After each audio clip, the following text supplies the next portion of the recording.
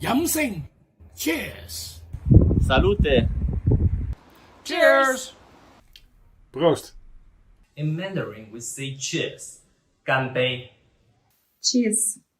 À votre santé. Cheers. Zum Wohl. 干杯. Have fun, stay safe. Cheers.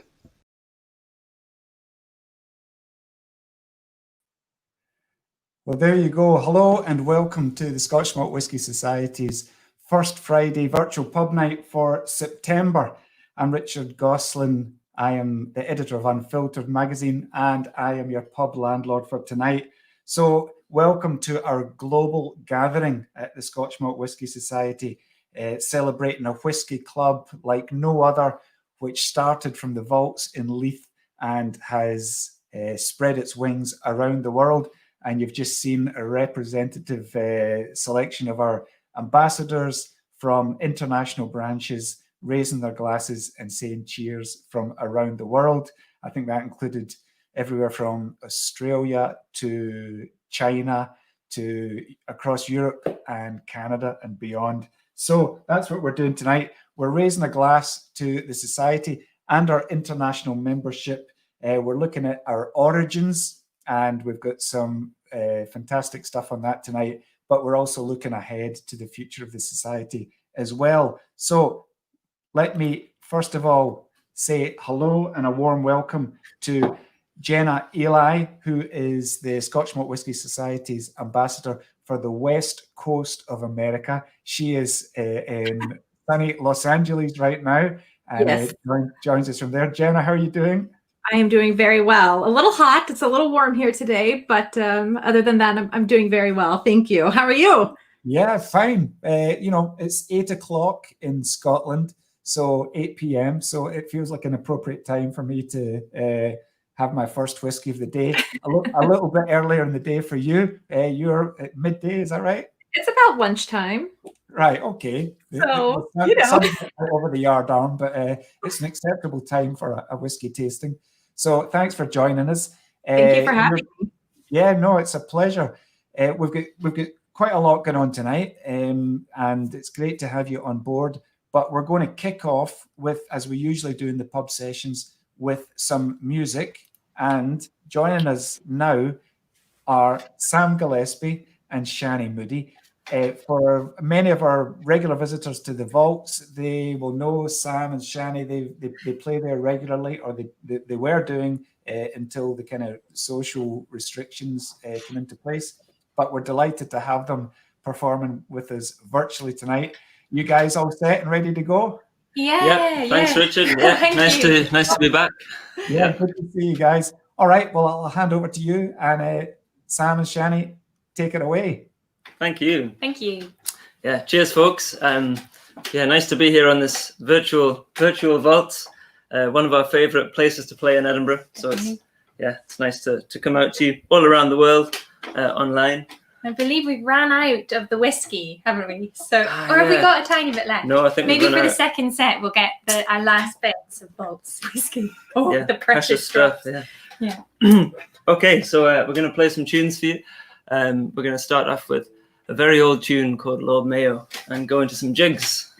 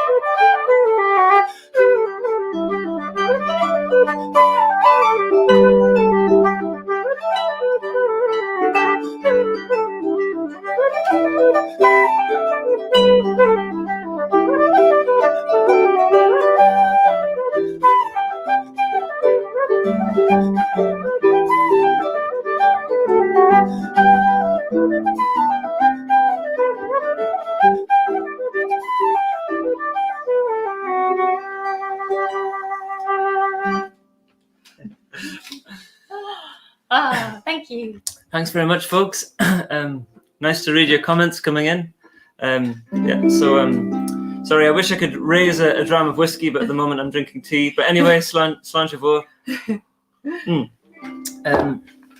On the subject of making merry with good companions and sharing fine liquor, we're going to sing a song by Robbie Burns called Willie Brewed a Peck of Malt, which really celebrates those things, carousing with pals. If you know the chorus of this song, feel free to join us in your homes.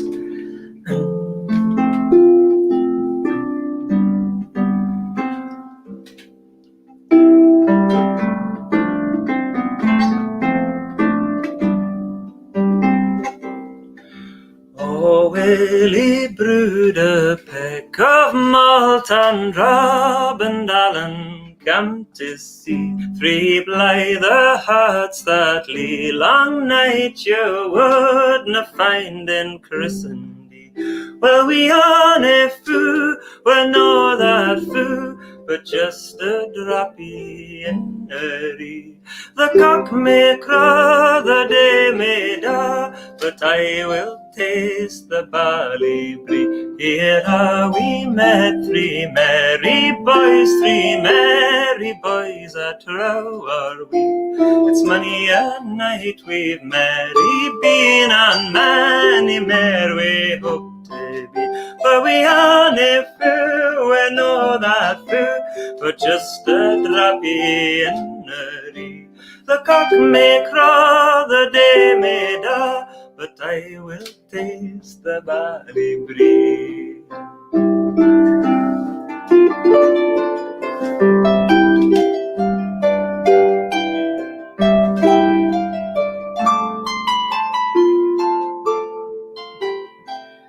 It is the moon, I ken her horn a blinking in the late sea. She shines so bright a while the same, but by my sooth she'll wait a wee. For we are nae fou, we know that fou, but just a droppy in early. The cock may crow, the day may daw, but I will taste the barley brie. The first to rise and gang, oh, what a cuckoo coward loon is he. What first beside his chair shall fall? He is the king among us three. For we are nae fou, we know that fou, but just a droppy in early. The cock may crow, the day may daw, but I will taste the barley brie. And we are nae fou, we know that fou, but just a droppy in early. The cock may crow, the day may daw, and I will taste the barley brie.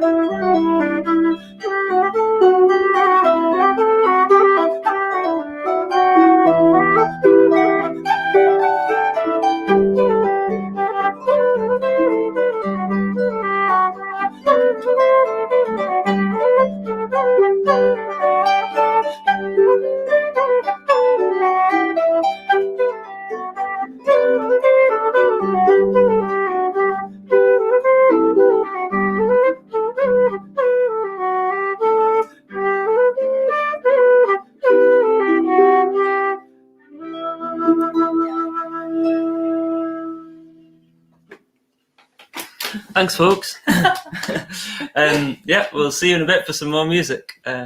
Cheers. Oh, thank you. That was brilliant, beautiful. guys. I forgot to say, actually, those last Yeah, tunes were actually Breton tunes. Yeah. We met a from really lovely couple from Brittany actually at the Vaults one time. Yeah. Yeah, and yeah, it's just nice to play some tunes from. Yeah. So forging some Celtic connections. Yeah. Well, it's See. they're like Celtic soul brothers in What was that? Sorry, part of the Richard? world, aren't they? There's a Celtic. Yeah, absolutely. Yeah, There's yeah. a Celtic They connection. They're really love the Celtic music soul over there, brothers. actually. It's a great culture. Yeah, brilliant. Thank you. Well, a beautiful set, guys, and we'll come back to you for a wee bit more later on. So thanks very much for that just now.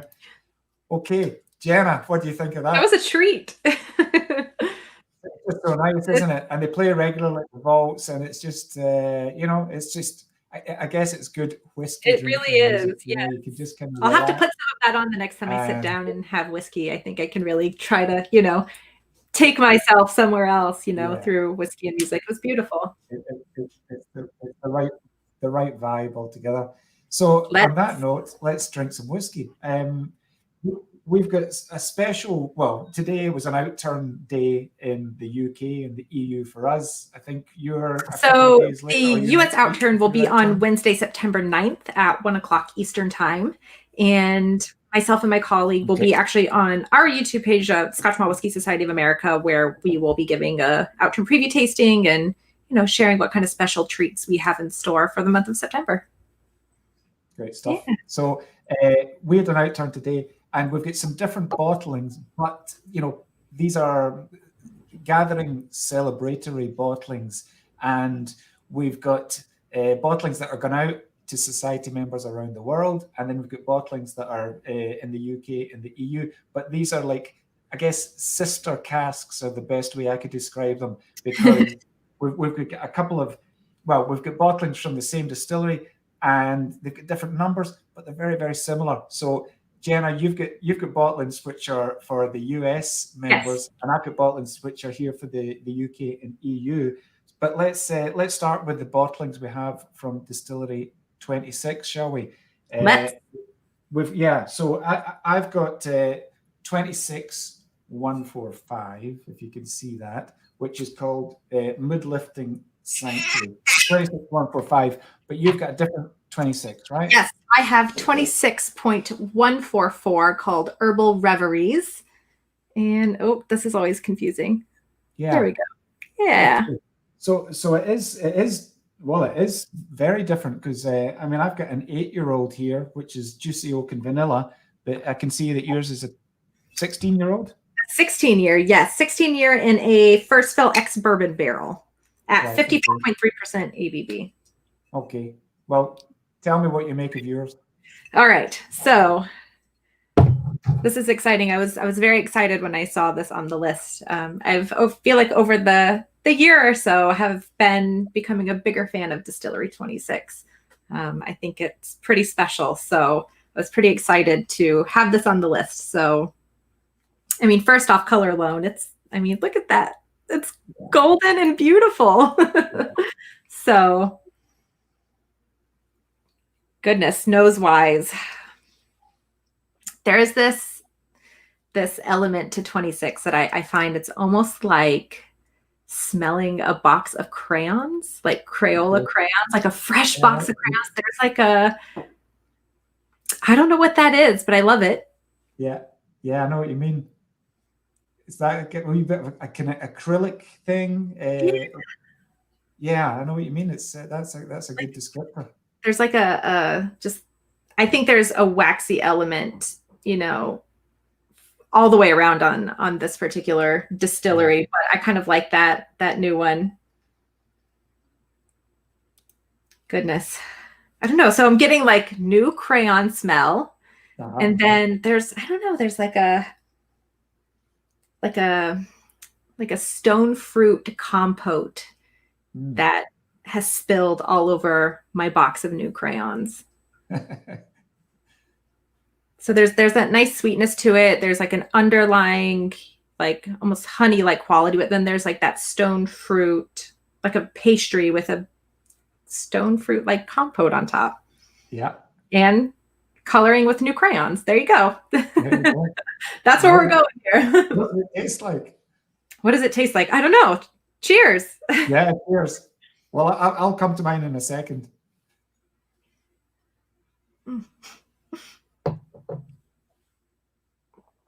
Goodness. Okay. As my colleague Ben Diedrich says, "Oh man," that's an "oh man" whiskey. Yeah. So viscosity. When I drink whiskey, when I'm tasting whiskey, that's always one of the first things that I recognize. I love a whiskey that has just a really viscous mouthfeel, and I mean this is like level 10. Level 12. It is super waxy on the palate. It is super bold on the palate, and it just covers your entire palate. I mean, there is no nook or cranny that this can't get into. It is just a powerful, viscous whiskey. Goodness. Wow. Flavor-wise, let's see. I may have to taste it again. Go ahead. Take your time. I know it's always kind of funny, tasting whiskey online for people, because it's like, when you're by yourself, you can make like facial expressions and, do your special way that you nose a whiskey. Yeah. Now you've got to show us all how you do that. Right? My secret. Those are my secrets.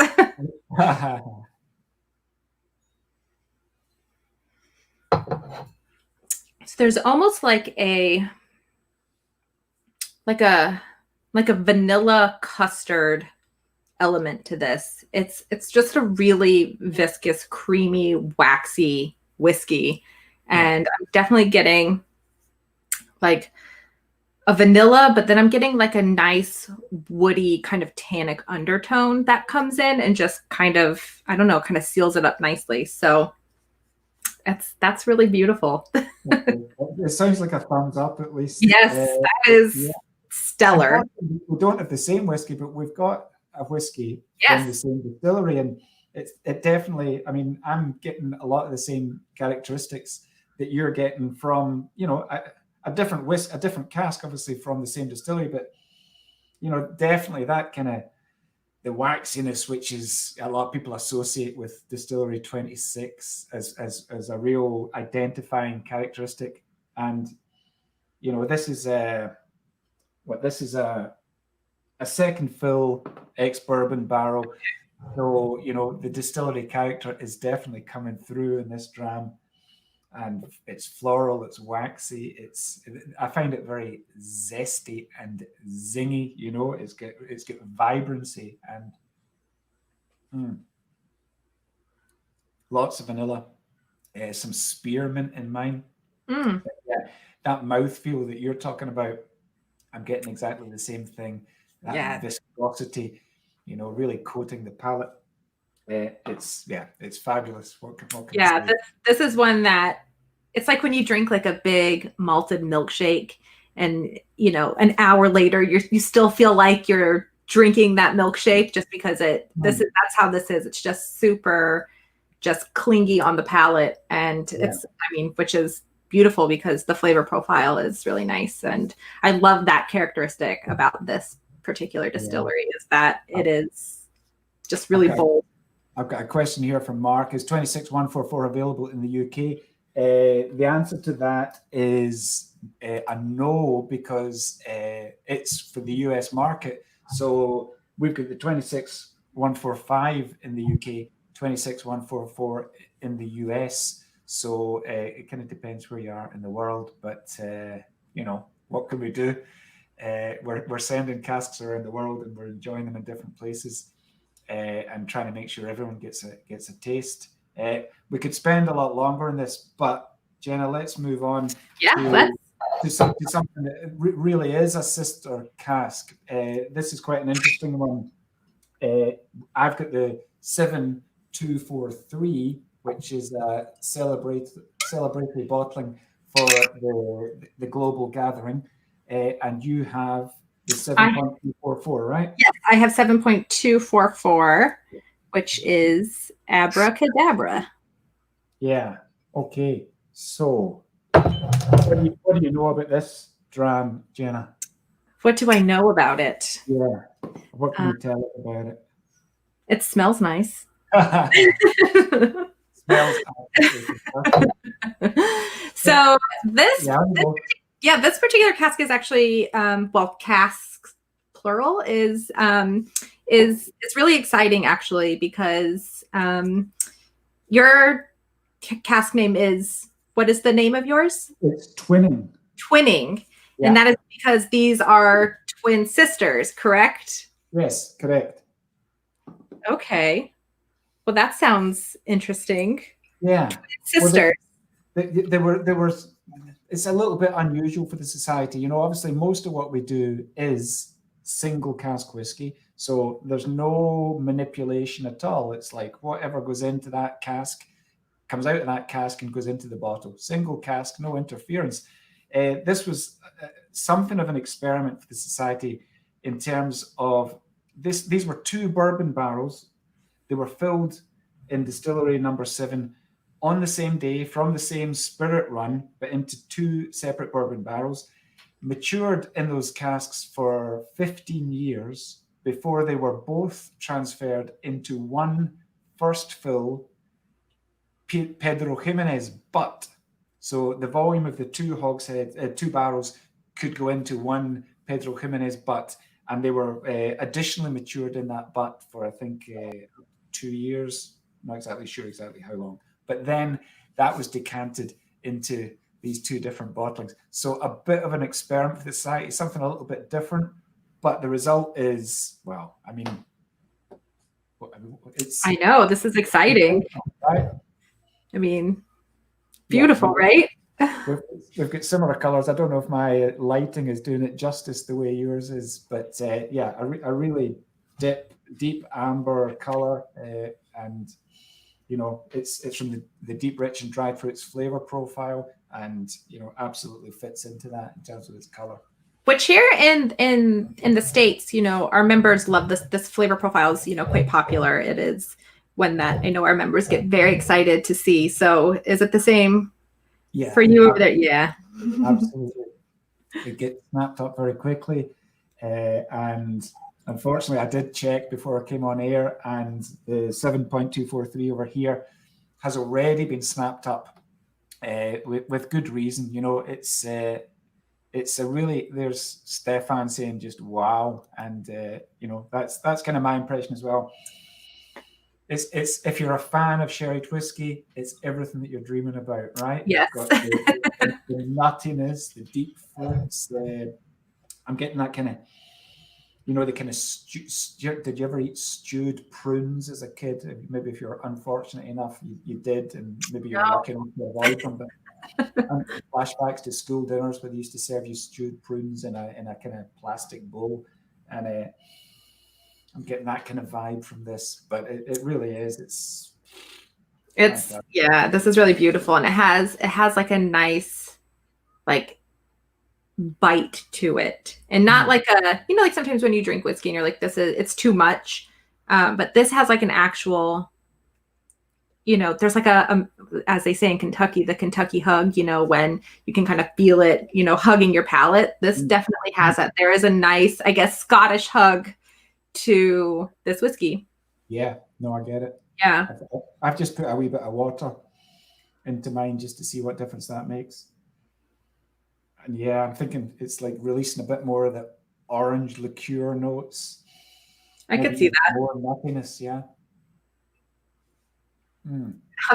I just saw a comment come through that my colleague Zach, who is out in Florida, has introduced this person to frozen gushers, and Zach will be very happy to hear that. So I will be sure to pass that message along. You're going to have to enlighten me, Dana. Frozen gushers? What Okay. what are you talking about? So a gusher is essentially like a fruit leather, like fruit snack that has like a liquid, like fruit syrup inside.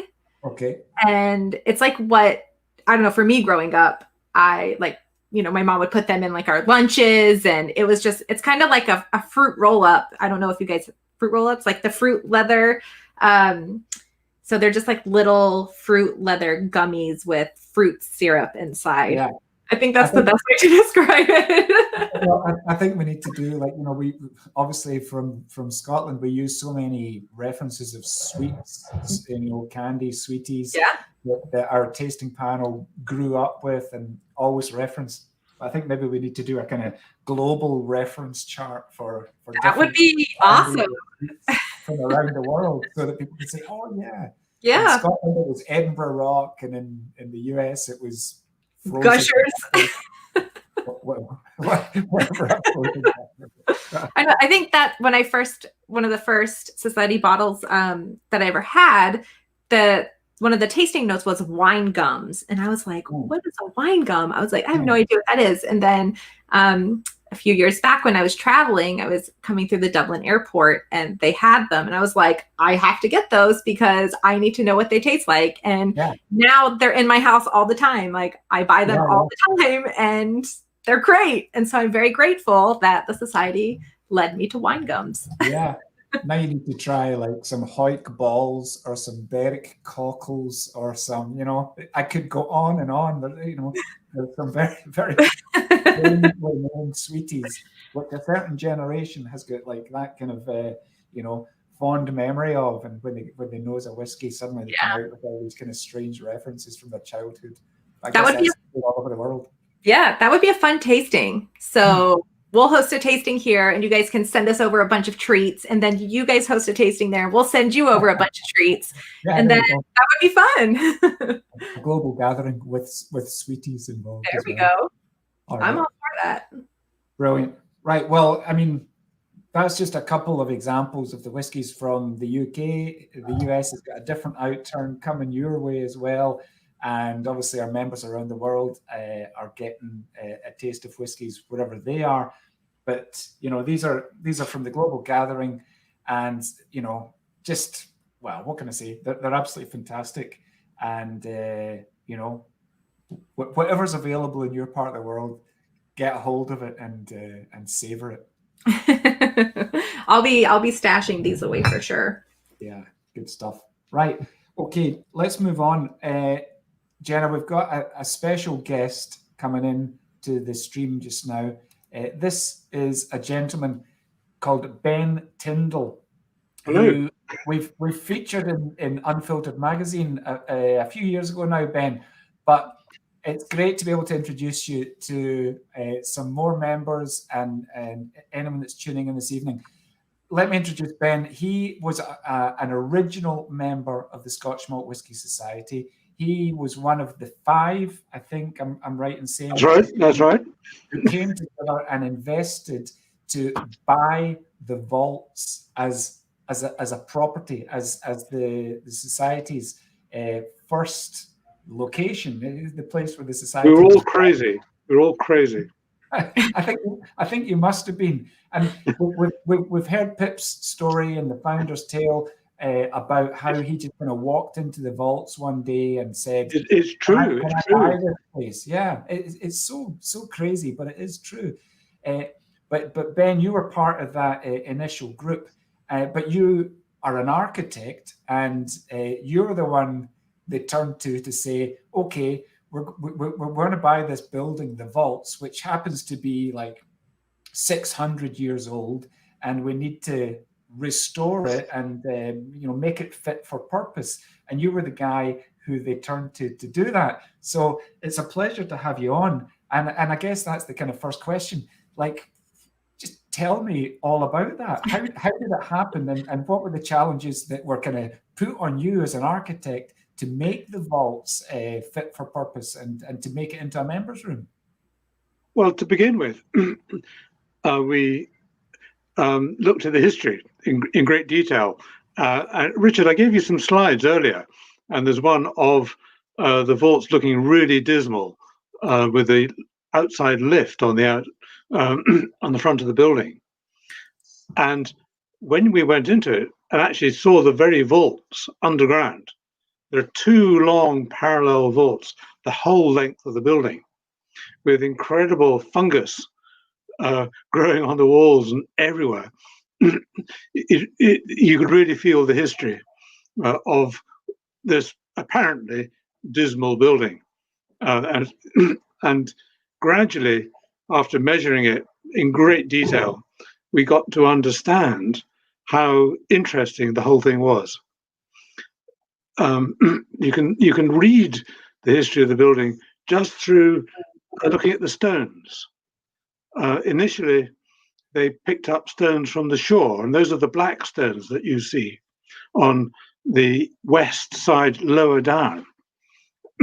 and then when they heightened the building, they use a different stone, and when they doubled the building, they use another stone again. But they kept it symmetrical as business boomed, and the business, of course, started off as wine, and that's where the spores for the fungus in the vaults came from. But working with a building of that age, Ben, I mean, what were the specific challenges that you faced when you set about this renovation? Well, legion, I think, is the word. There are so many difficulties, but we had this incredible vision, and that's really what drove it forwards. There's another slide there, Richard. I don't know if you want to show that, which is a vertical one showing the. Hand, Ben, so you're going to have to paint us a picture with words. I could possibly even. Well, we had this concept of the society as well as a museum of history, telling the whole story, as well as the flats above. The vaults underground, the ground floor, and the first floor were all one integrated project, which was incredibly ambitious. And we had all these ideas that we'd actually possibly even distill our own whiskey in the vaults. I think that's a good idea to come. And gradually the sort of financial realities hit. The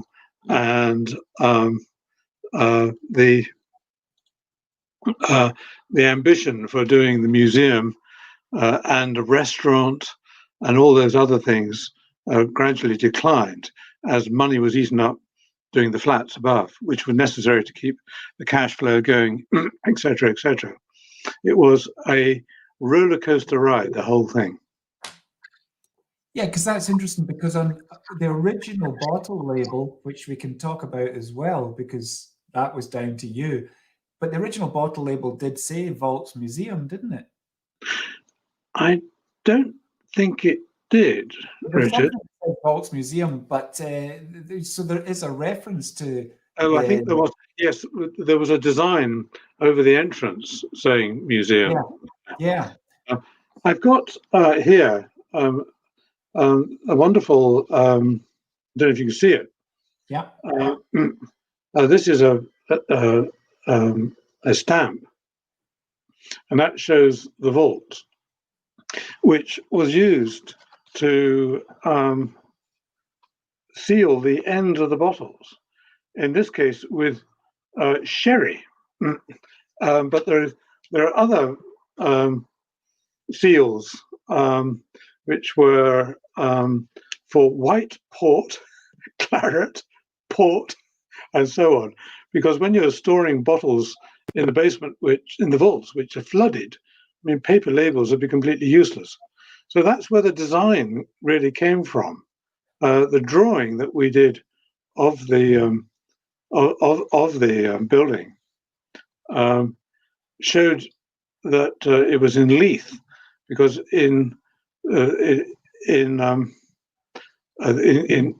people in Leith call Leith sunny Leith, as opposed to old Edinburgh, which is much more polluted, being by the sea. Leith had a much better climate and a lot more sunshine, so there's a big sun over the building. And the other element that we had was we wanted to be like a banknote, a sort of steel engraving, where the difference in color comes from the depth of the engraving. Just one color, but you can get variations by your engraving. in those days, a banknote was £1. And they're beautiful. The engraving of a banknote is just a fantastic piece of work. So that was, unfortunately, having it specially engraved was too expensive. So that never quite happened. But the is a true work of art. I mean, when you look at these original labels, and I happen to be down at the vaults today because we're in Unfiltered. We're looking at the kind of evolution of the label through the years. So we were doing some photography of from cask 1.1 through some. Very good. Yeah. But that is a work of art. So was it just a case that you were the artistic one, you were the architect, Ben, go and do as a label? Yes, and I mean, I wrote the share certificates. I did. Well, no, it was a collaborative effort, I have to say. I mean, it was great fun. One of the other of the five was a writer, W. Gordon Smith, and the actor Russell Hunter, and Pip, and then there was a fifth one, David Allison, a very good developer from Glasgow, and so I would say that sort of design evolved with helping of Plenty Whiskey.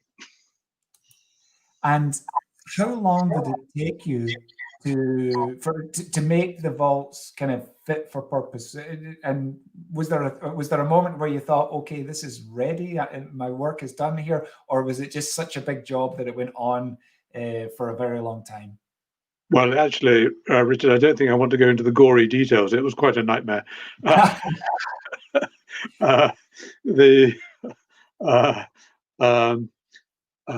The cash flow, the organization of all these things was extremely difficult. But I mean, we got a lot of assistance from what was the Scottish Development Agency, who saw the Scotland Whisky Society as helping regenerate Leith.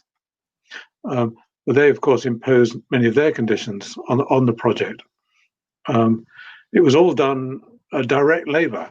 We didn't have a main contractor. Dave Allison organised sort of plant and materials, and we employed the labour ourselves. Richard Headland was a wonderful joiner. I remember he wasn't too impressed with the whiskey. He called it rocket fuel. He wanted the money, not the whiskey. But how do you feel now? We have members around the world who many have made a kind of special journey to visit the vaults. Jenna was meant to be there earlier this year, right? But your plans were scuppered by. Look forward to seeing you later. Yeah. Yes, I look forward to getting there. But it's a place that our members, they want to visit it, and it's a real focal point for the society. Obviously, we call it our spiritual home, but it is where we started off in 1983. How does that make you feel that this building continues to have such special significance for worldwide membership? I like that word, spirit, Richard. That's very good. I can't take credit for it. Well, it's incredible when you see, you're up to, cask number 200, 300, whatever it is. That was never imagined, I have to say. We thought it'd be lucky if we could get all the distilleries. I mean, Pip's talked fantastically well in his book, Founder's Tale, how all that happened and why we use numbers. And the red is important in all that. That was a Chinese red, a bit like the seal. Well,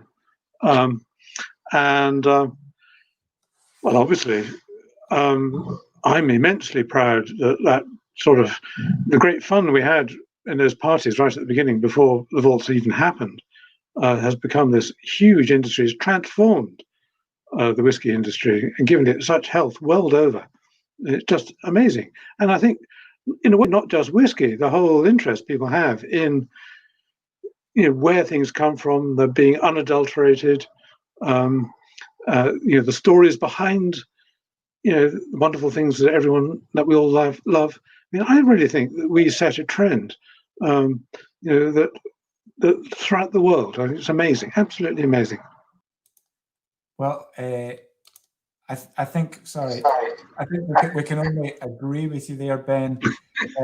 Yeah, from those fairly humble origins at the Vault, it really is now a global community. We've got Jenna in the west coast of the US, and we heard from our international branches at the start, raising a glass. So yeah, it's come a long way, but it's still rooted in that building, which you were deeply involved in. So from me and from the global membership, I guess we owe you a big thank you for your key role in the vaults and in making the society what it went on to become. I suppose at the bottom line, it's about pleasure all round. Yeah. So to be able to assist, that is a privilege beyond anything, really. Fantastic, great stuff. Well, Ben, we raise a glass to you. Thank you for joining us tonight, and we'll see you at the vaults before too long, I hope. And to you too, and Jenna. And that music was wonderful. And wouldn't Robert Burns be so happy? Absolutely. In good Cheers. spirit. Right. Cheers, Ben. All the best. Fantastic. A society original, Jenna. Yeah, that's so interesting. There's so much that goes into that, and doing the research and understanding the history, and there's so much you have to do before you can even, start on a project like that. So yeah, well, I mean, it's amazing. You're in for a treat when you do manage to make it over to Scotland. No, You're in for a treat. I was back there today, and I've not been able to go because of our own lockdown situation. I'm based in Glasgow, so I've not been traveling through to Edinburgh. And when you do go back to the vaults, you look at this building. It's been continuously used in the drinks industry for more than 600 years. So it's a genuinely historic building, which still serves has the same purpose in life. And you don't make that stuff up. This is not marketing. This is bricks and mortar. It's history. It's real history. Yeah, absolutely. So something pretty special, and nice to hear from Ben about his role in a problematic restoration, but not there, thank goodness, and we continue to enjoy it to this day. Okay, maybe time for a pub quiz. I'm ready for a quiz. Did we do it? Okay. Let's do it. Let's do it. Right. So the usual thing for anyone tuning in, it's 10 questions. It's multiple choice. You can give us a shout out in the comments with your answers. We will we'll take a look. We'll reveal the answers as we go along, and we've got a wee bit of additional information following each question. So I think we'll just take it in turns, Jenna. But you want to kick off? Sure, I'd be delighted to. Okay, question number 1. What year did the Scotch Malt Whisky Society set up home in the vaults in Leith? 1979, 1981, 1983, or 1985? You sound like a professional quiz mistress. This is taking things to a new level. I don't know how many people. I wish my teachers growing up in school had made quizzes this fun, and then I would be super excited to take tests and quizzes. So, right. Well, the answers. Well, we've got mostly an audience which is educated about the Scotch Malt Whisky Society. Most going for C, 1983. 1983.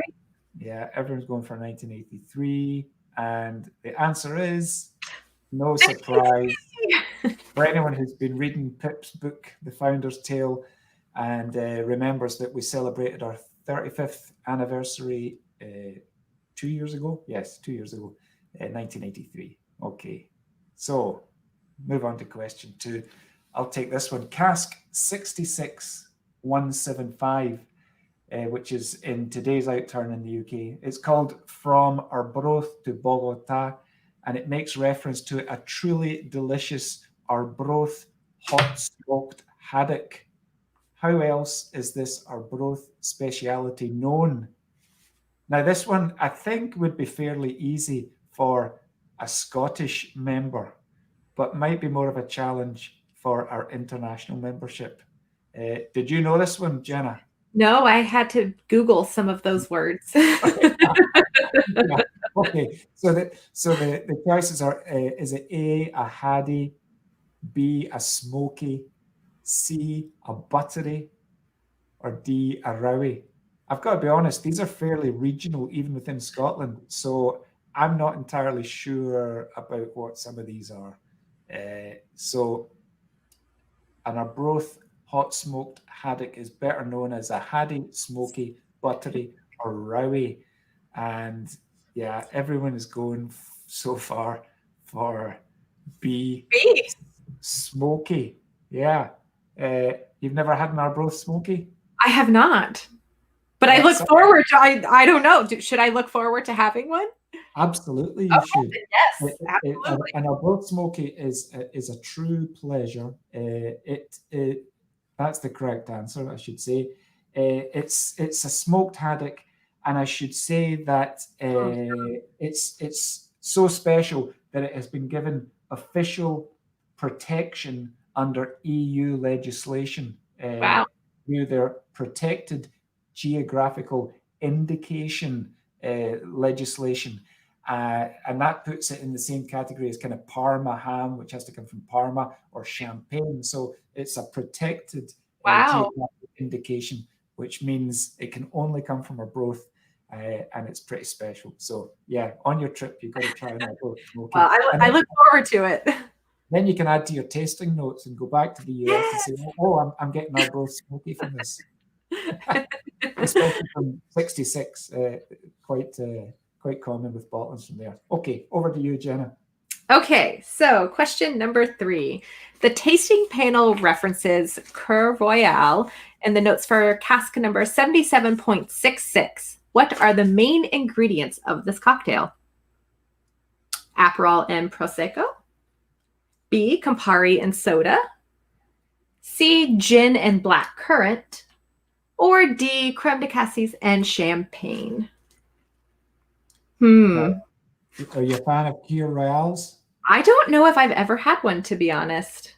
I certainly have not. So I had no idea about this, but someone on the tasting panel obviously likes their Kir Royale, whatever that may be.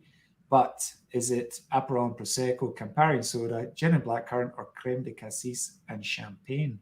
So, okay, we've got some Kir Royale fans putting D, and the correct answer is, in fact, D. So, well done to all of those. Do you know what creme de cassis is like? I do. I have some on my shelf, actually. Right. Yeah, and I use it in other cocktails that I just kind of experiment with at home. But I'm gonna have to look this one up and give it a whirl. It sounds delicious. Yeah, it could be. Maybe there's a wee pairing there between 7766 and a Kir Royale, but but creme de cassis is made from black currants, so maybe it's just those notes of black currants were coming through in that bottling. So there you go. All right. Question 4 are gathering casks, which myself and Jenna have just been sampling. 72.43 and 7244 are both additionally matured in a first fill Pedro Jimenez, but who or what was Pedro Jimenez?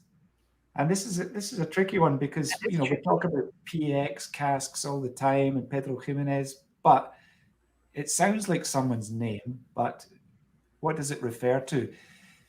Was Pedro Jimenez a German soldier in Vintner? That should say Vintner, not Winter. Peter Hertzmann.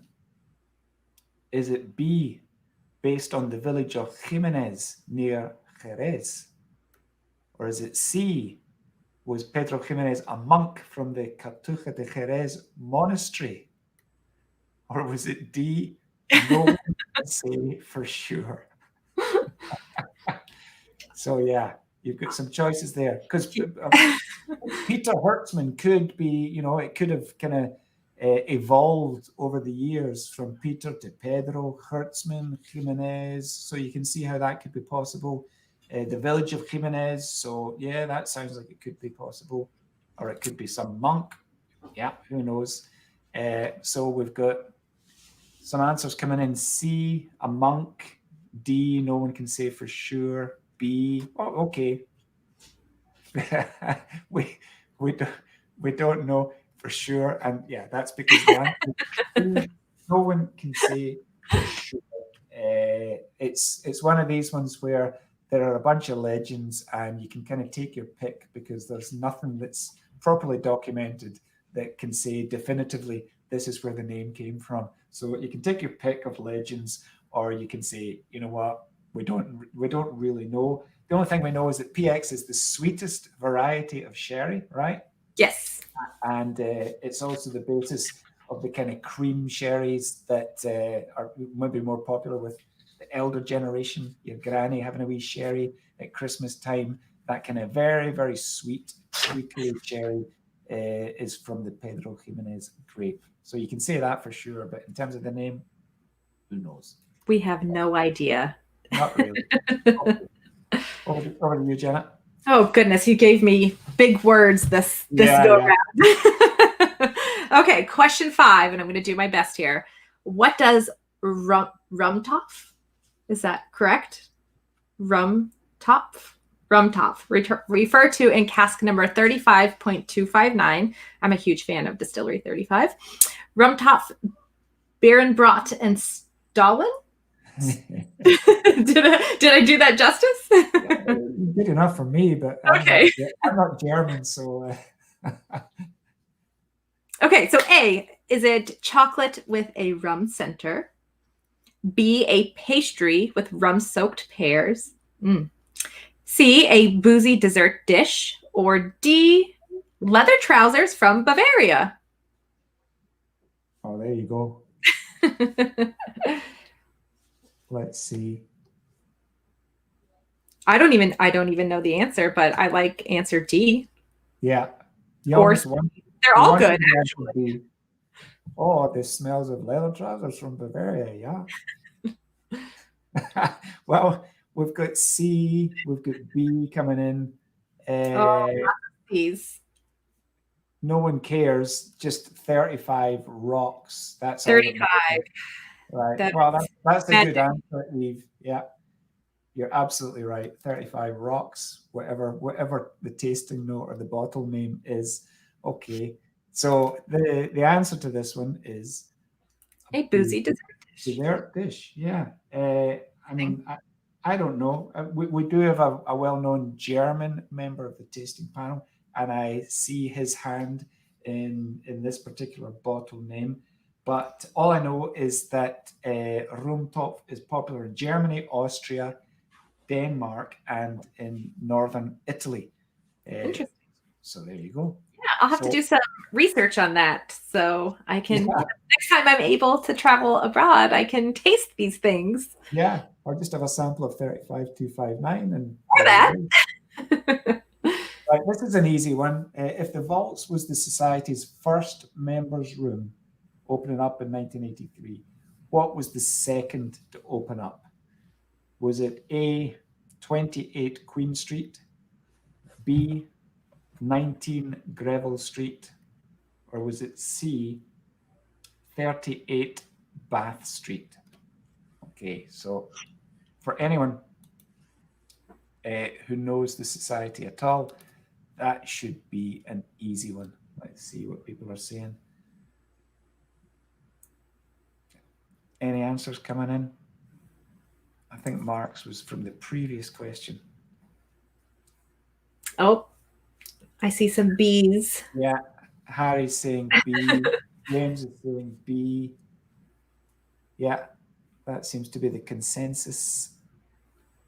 And the answer is, let me move over here, is B, 19 Greville Street. Ah, Rennie, you got it wrong. So yeah, the Greville Street, let's see. Greville Street opened up in Farringdon in London. It in Hatton Garden in the kind of jewellery district of London. That opened up in July 1999. And then Queen Street opened up in spring of 2004. And then the Glasgow Members Rooms opened up in March of this year, March 2020, and was open for a very short period before it was forced to close down again because of coronavirus. But we're going to cross over very soon to the Glasgow Members Room to find out more about our latest Members Room. So that's coming up in just a wee second. Okay. Okay, question number 7. Cask number 5.731, a Midsummer's Night Dram, comes from a lowlands distillery with a distinctive production process. What makes it unusual in Scotland?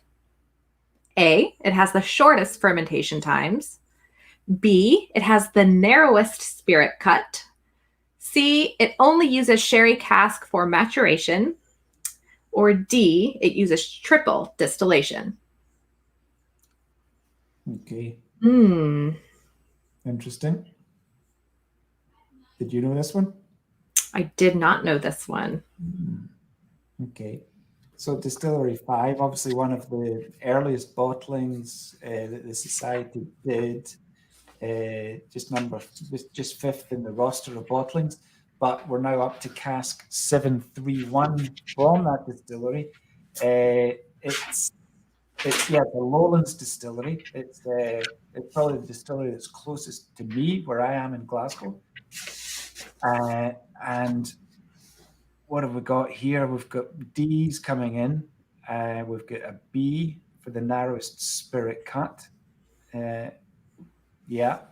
So maybe not easy, but the answer is, Jenna? It is D. It uses triple distillation. Yeah. And what does that mean? So can I read the fun fact? You can read the fun fact. I'm a huge fan of fun facts. So fun fact is triple distillation results in a higher strength of new make at around 81% ABV. And in general terms, a lighter, more delicate whiskey. But 5.731 is from our deep, rich, and dried fruits flavor profile, even though it's matured in a refill hogshead. There you go. So I suppose that tells you that you can know some information about a distillery and feel like you've got a handle on its spirit character and why it has that character because of its production process and everything else. But ultimately, when you're taking whiskey from a single cask, it might not conform to the distillery's character, and it might show a different personality. And 5.731 certainly seems to show a different character from what you might expect from a triple distilled bottling from distillery number 5. Every day is a school day. Right, moving on. Question 8, a rum R8.8 limbo dancing in a kilt. I'm not sure if I recommend that. Comes from Nicaragua and was additionally matured in French oak, which the tasting panel says has given it a noble rot character. What is the tasting panel on about when it talks about noble rot? So is it A, a beneficial form of fungus in wine grapes? Is it B, the quality of a long-aged cognac? Is it C, notes of woodland mushrooms? Or is it D, a delicate aroma of baby vomit? Ooh. I'm not sure if you want a delicate aroma of baby vomit in your rum. But then, it takes all sorts. Some people like an off note. What can I say? So, what we've got James saying A. Andreas also says A. And yeah, I don't know if anyone's going to go for D in this one, but you never know. So hang on, we've got some new comments coming in. Yeah, everyone's going for A, and yeah, the answer is that noble rot is a beneficial form of fungus in wine grapes. So noble rot is otherwise known as Botrytis cinerea, and that produces a sweet wine. They kind of let the fungus develop up to a certain point before they harvest the grapes so that it doesn't destroy the grapes completely, but it makes a kind of concentrated sweet wine in a method known as botrytized wine. And that's noticeable most famously, I think, in Tokaj wine from Hungary and Sauterne from France, right? So when you have whiskey from a Sauterne cask or a Tokaj cask, then it's really got that kind of sweetness that comes from those wines. And that's a result of this noble rot. So that's what it refers to. But you all seem to know that anyway, so I don't know why I'm having to explain it. Knowledgeable audience. Right, Jenna, over to you. Okay, question number 9. What does STR refer to in the whiskey world? Is it A, strength to reduction, B, shaved, toasted, and recharred, C, single territory region, or D, stave toasting regime? Regime. That's regime, not regimen. No, regime. Yeah. Okay.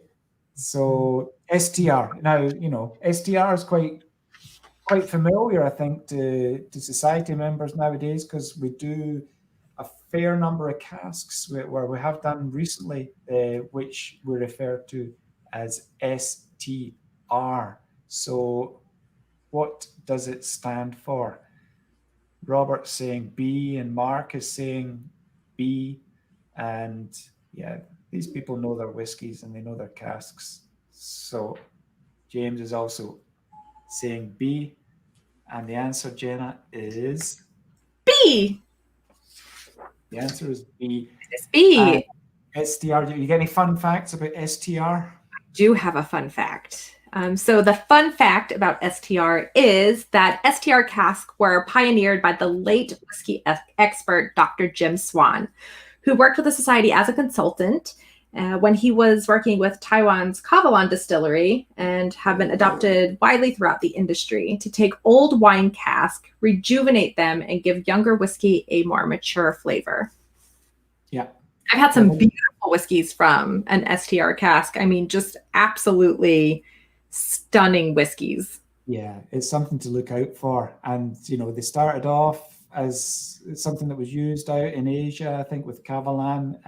But then, you know, the number of distilleries now which are using those STR casks it seems to be growing all the time.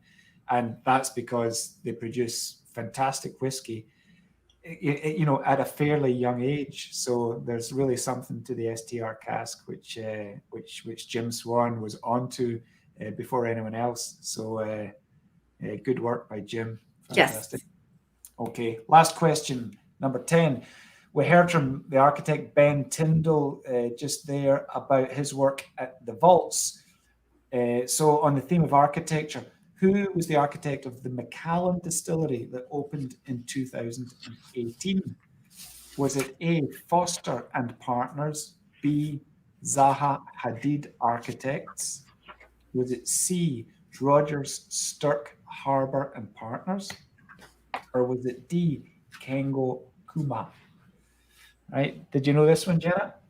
I did not know this one, but when I was actually in Scotland in 2017, I think was the last time I was there, and I remember driving by and seeing the hills of the Macallan and you know, hearing that was in the process of being built. So but I did not know who the architect was. Yeah, well, I mean, it's now that it's open, it is absolutely worth a visit, you know, for whiskey fans, but also for fans of architecture, because it is quite a remarkable structure. It's I should give you the answer. Yeah, so the answer is C, Rogers, Stirk, Harbour and Partners. And I think, yeah, a few of you were on the money with that one. And yeah, I think the most noticeable thing about it is well, you probably saw it as a work in progress, Jenna, but it's got this amazing undulating grass roof, which, you know, even when you look up from the village of Craigellachie, it blends into the landscape. And even when you're up close to it, it just kind of disappears into the hills above Craigellachie. And it's beautiful. quite spectacular. And Mark Lindsay is correct. If the name Kengo Kuma is familiar in Scotland, it's because he designed the Victoria and Albert Museum in Dundee, which also opened fairly recently and is an architectural wonder. Right, very good. Thank you all for taking part in our daft pub quiz. You all passed. Yeah. You all deserve a drink. So well done to everyone for that. Okay, so we went over to the vaults earlier in the evening to talk to Ben. And obviously that's where the society started off and set up home in 1983. But we're also looking ahead to the society's future. And as I said, well, in the quiz, it was, you know, what was the most recent members room that opened up? And I was very happy that was Glasgow, because that's where I live and that's where I'm from. And that's where I'd rather go drinking rather than going to So I'm delighted to bring into the stream Anthony Delcros, who is the assistant venue manager in the Glasgow Members Room of the Scotch Malt Whisky Society at 38 Bath Street. So, Tony, how are you doing tonight? I'm good, thanks. Good evening, everyone. Thanks for jumping on. Yeah, we're doing good. We've got a relatively quiet evening tonight. We had a busy lunchtime, but tonight it's nice and relaxed for everyone. Yeah, I guess you guys are just kind of getting into some kind of rhythm at the moment, because, you know, I was there when you opened up in early March. I was there for the kind of launch party, which was like it was very early March.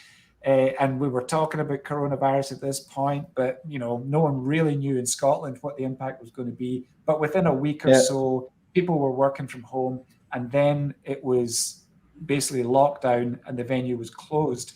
And you've been closed really right through until maybe 3 or 4 weeks ago you opened up again? Yeah, it was like since like mid-July. So I think we're still going through that honeymoon period where we're the oldest, newest venue. That's how we like to see it. Yeah. So people are kind of getting back out again, and you know, they're starting to socialize and you know, meeting people in real life, which is fantastic. But there's still obviously some restrictions in place, but you're managing whatever you know, restrictions you have to deal with. And you know, I've been in obviously to the members room in Glasgow, and it's a great space because there is space for people to sit comfortably and feel like, you know, this is manageable. I've got some space around me. I don't feel too cramped, and you know, I feel quite comfortable here. Absolutely, yeah, for sure. I think we've worked on a fairly easy system for the staff and quite enjoyable for the members as well. It's quite straightforward and easy for everyone. Yeah. But, so can you show us around a little bit, Tony? Absolutely. I'm going to flip the camera.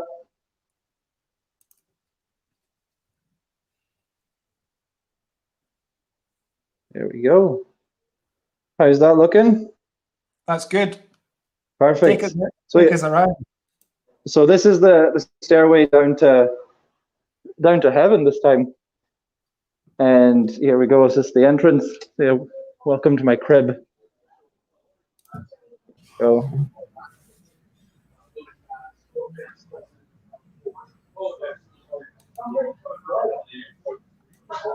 that's our entrance here. So on each side there, we've got our ball shop. People can come in and have a wee look. So I'll show you one side over here where don't have any customers at the table here. So yeah, we're pretty nice and relaxed for a Friday night. And so here we've got a small selection of all our bottlings. So our director Jan did a really nice selection for the shop back in February. So we've got a lot of old stock that you wouldn't find in the other venues. So, and a lot of members are copping on it. So you better be quick if you want to have a wee look and find an old ball you've had a couple of years ago, because we might still have it hanging about.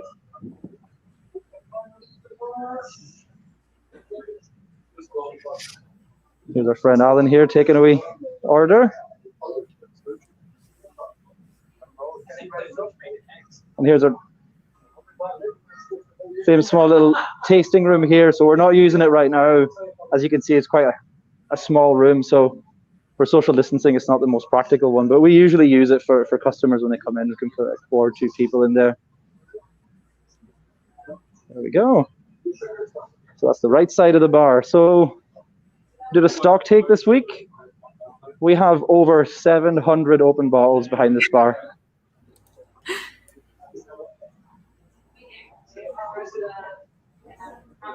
There we go. That's our living cask.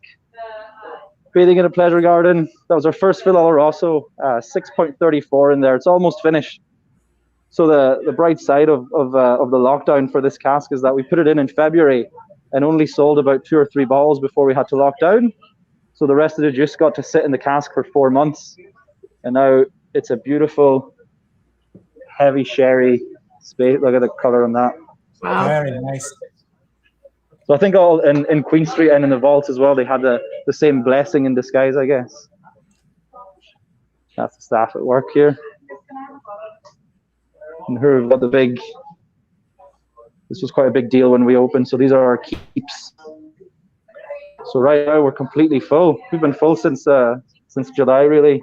So all the members get to buy a bottle in the shop, and then we keep it in one of these little locks for them. And anytime they come in, take it out, and you can have as many drams as you want. So you get your name and your number on the tag, and that's it.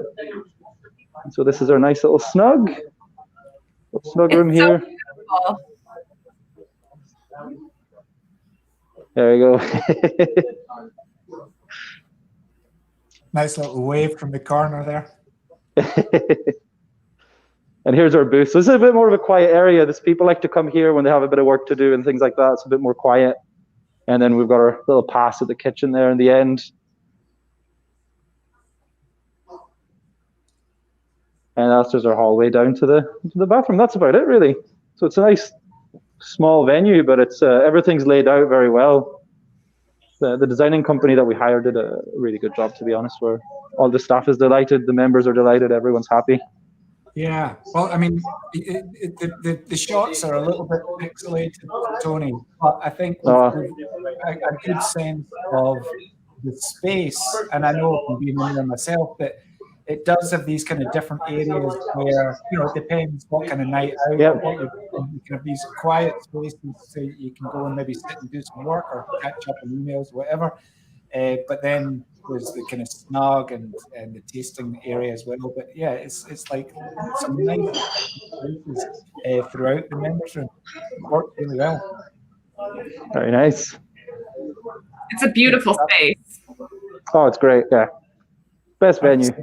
So Jenna, add it to your list. When you come over to Scotland, you've got to visit the vault. You've got to eat in our Broth Smoky. Yes. And you've got to come to the Glasgow Members Room as well. Yes, I do. I have a lot of work ahead of me.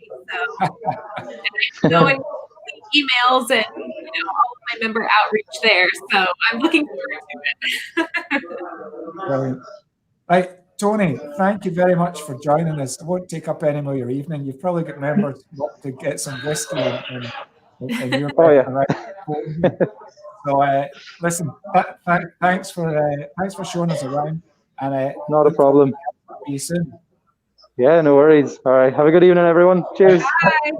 Bye. Almost. It disappeared anyway. So I think that was the last we were going to see of Tony. Yeah, brilliant. And I should say a big shout out to Callum, who's the venue manager in Glasgow, who's on paternity leave. Callum and his wife have just had their first child, and he's at home nursing his new baby.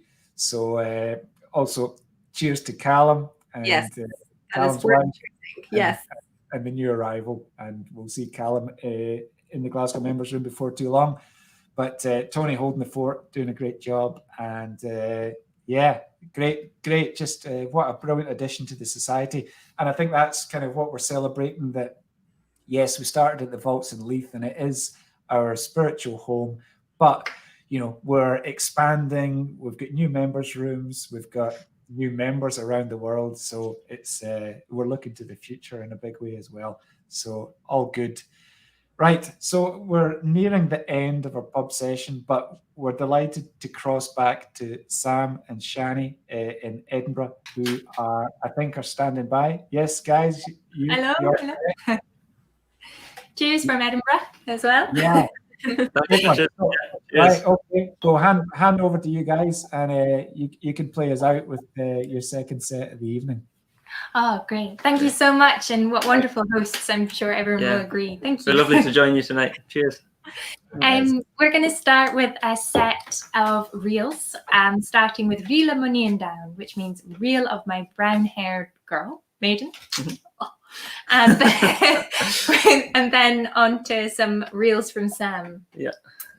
Probably some Irish ones, I think. Okay, great.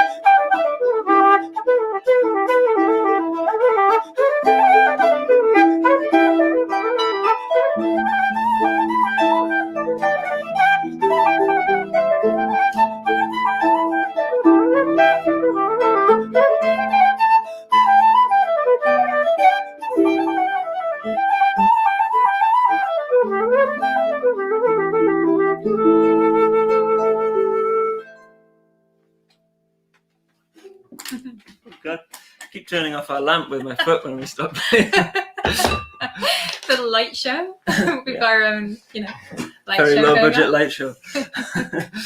Well, thanks so much, folks. We're gonna send you off with a song. This is a song I wrote a while ago called "The Banks of the Liffey," and it kind of celebrates friendship and journeying, and also drinking fine whiskey or any other kind of liquor of your choice.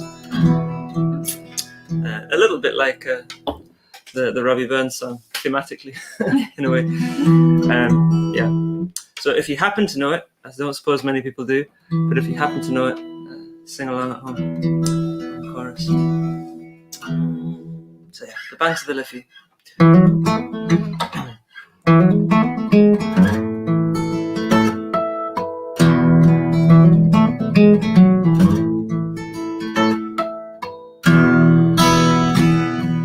Down in the valley of endless reflections, longing and striving and hitting the booze.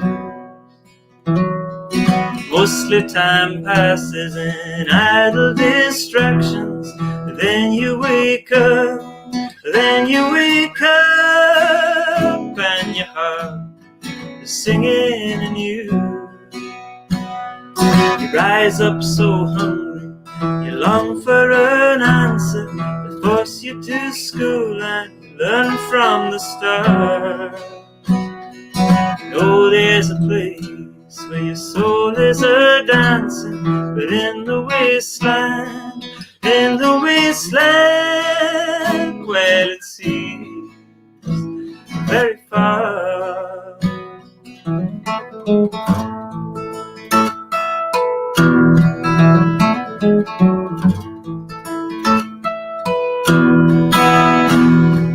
Grown once fled, the fountain is silent, lonely and fearful, you tried to be free. In a system so blithely boring and violent, you turn to your comrades. Come, sweet comrades, let us roam o'er the sea, and we'll fall asleep by the banks of the Liffey. We'll carry our glasses down from the bar. I could rove anywhere, but once you come with me, world, and dream of it one. World, and dream of it one. Evening is falling in violet and gold. Through sunlight and storm I will follow the breeze. My home's in my heart, I long to behold fair distant lands where they lie over the sea. And a glass I will raise to you fine lads and lasses, the beautiful visions that brighten the way. To the music that stirs in the whispering grasses, warm summer's night, and the long golden day. We'll fall asleep by the banks of the Liffey. We'll carry our glasses down from the bar. I could rove anywhere, but once you come with me, world, dream of it one. World, and dream of it one.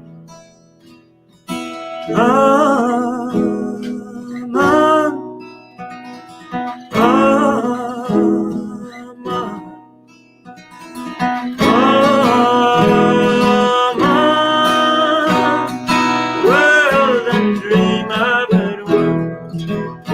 I'ma sit by the smoldering glow of the embers, hear those voices that rise up in song.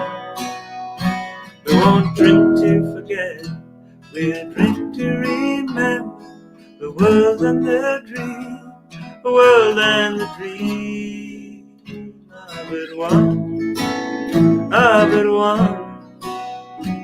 And I have a loving child of the ocean wherever I am, though she will be.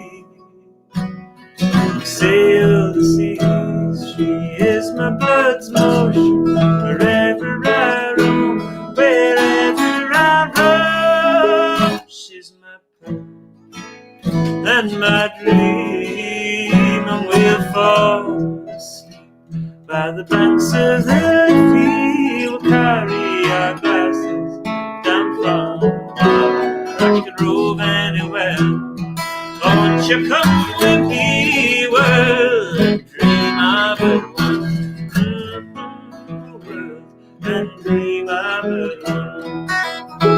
We'll fall asleep by the banks of the Liffey. We'll carry our glasses down from the bar, I could rove anywhere.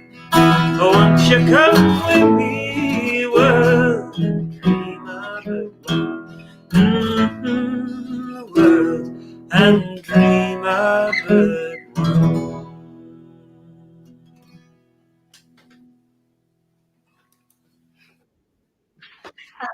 Beautiful, guys. Absolutely. Cheers, guys. Yeah, it's a pleasure to play for you. Yeah, lovely to join you. Yeah. Great to see you again. Always a pleasure. So, Sam and Siannie, cheers to you guys. Thanks very much. Yeah, until next time. Cheers. Right, until next time. See you later. Cheers. Well, that's a nice way to end, Jenna. It is a very nice way. This was a lot of fun. Well, it's been lovely to have you on board from so far away. It doesn't feel like you're far away because, you know, you're in the spot right next to me, even though you're 8 hours that way across the ocean and across the US. But yeah, you know, this is what it's all about, getting people together from different places virtually, if not in real life, and, you know, celebrating what we've got as a whiskey society and the global gathering. So what else have you got coming up in your part of the world? So we actually are going to be interviewing the man himself, Mr. Pip Hills, on Tuesday, September the 8th. And that's going to be at 12 o'clock Eastern time. So I think that is around, let's see, 8 to 6, 5 o'clock your time in the evening. Okay, so yeah, I think it's about 5 o'clock in the evening your time on the 8th of September. So that'll be on our YouTube page, the Scotch Malt Whiskey Society of America's YouTube page. And then on Wednesday, we'll have our big gathering outturn preview tasting and outturn, which is really exciting. Right. So we're looking forward to it. So if anyone's here and around in the evening, come join us. So we'd be happy to have you. I mean, anyone from anywhere in the world can tune in for Pip's chat with you. So that's good to know. He's actually going to be chatting with my colleague, Mr. Tom Smith. Right. Okay. So that will be a very fun and delightful interview to listen to.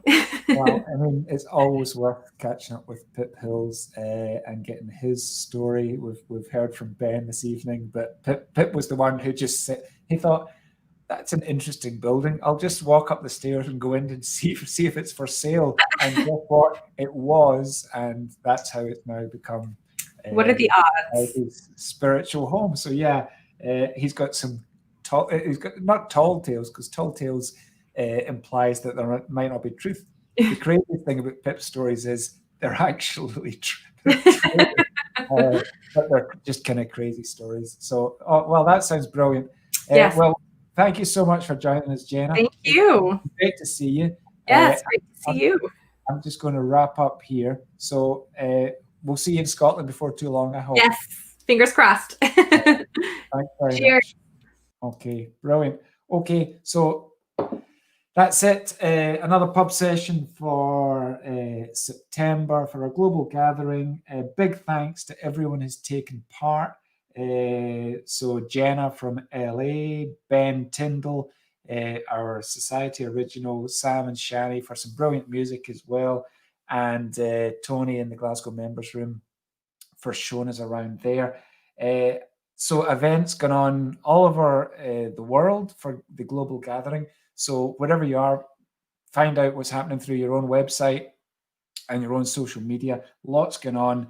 Here in Scotland, we've got a virtual tasting on Sunday evening with John McShane, our global brand ambassador, and Dean Marinello at the Vaults. So that's one for you not to miss. It's going to be a great tasting. Whether you've got your tasting pack or not, just tune in. It's going to be a good night. As the editor of Unfiltered, it would be remiss of me not to say that there's a new Unfiltered out this month.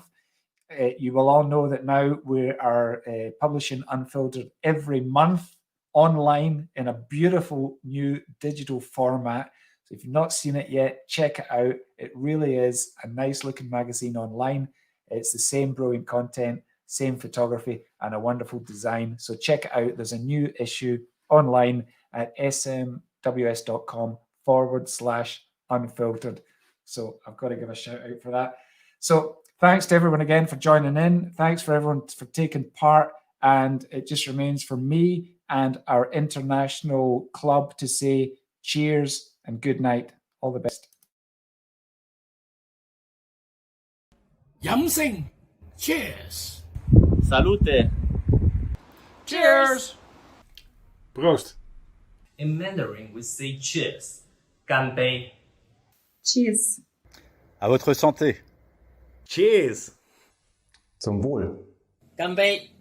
Have fun, stay safe. Cheers.